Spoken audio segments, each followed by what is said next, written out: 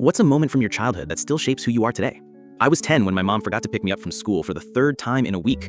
I waited on the curb until the sun dipped low and the teachers started locking up. My backpack felt heavier than usual, like it knew I wasn't going anywhere. Eventually, the school secretary, Miss Dana, came outside with a Diet Coke and a tired smile. "Still here, hon?" I nodded. She probably just lost track of time. Miss Dana didn't say anything, just sat beside me and opened a bag of pretzels. "Want some?"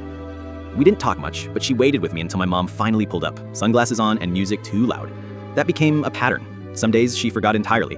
Some days she remembered but was too drunk to drive, so I'd walk home 2 miles through back roads. I didn't tell anyone. I didn't want to be a problem. But kids notice things, and some adults do too. Miss Dana always noticed. She started giving me little jobs in the office after school, sharpening pencils, stacking paper. "So you're not just sitting out front like a lost puppy," she'd say.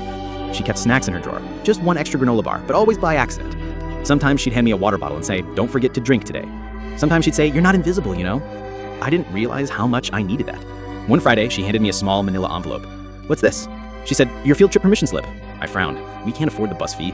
She leaned in. "It's already taken care of. Some mysterious fairy godmother dropped off a few extra dollars this morning." It was always like that with her. Never charity, just magic. In 6th grade, we had a family heritage assignment. Bring a photo, write a page about where you come from. I didn't have photos. We'd moved so much I'd lost track of cities, let alone scrapbooks. I stayed in during lunch and wrote about places instead of people.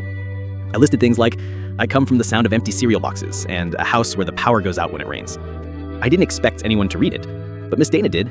The next day, she gave me a tiny disposable camera. "Take 10 pictures this weekend, any 10, doesn't matter what." So I did. A picture of my shoes, the corner store, a straight hat I'd named Chili. On Monday, she helped me print them. We glued them to poster board. At the bottom, she wrote, "Where you come from doesn't have to be fancy. It just has to be yours." The last day of elementary school, she hugged me so tight I thought I might snap. Then she handed me a folded note. "Don't open it until you really need it," she said.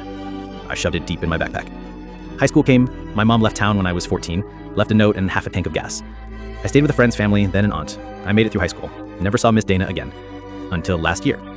I was working at a library in a small town not far from where I grew up, shelving books, hosting story time for kids. One afternoon, an older woman came to the desk asking for large print novels. Her voice stopped me. "Miss Dana?" I said. She squinted, then gasped. "No, you grew up." I laughed, a little bit.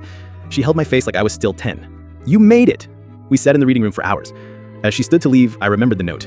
I pulled it from my wallet, faded, soft at the edges. "Wait, I think it's time." She smiled, already tearing up. I unfolded the paper, in her handwriting. "You are not broken. You are becoming. And one day, you'll help someone else believe that too." I couldn't speak. I just hugged her. And this time, I didn't let go first.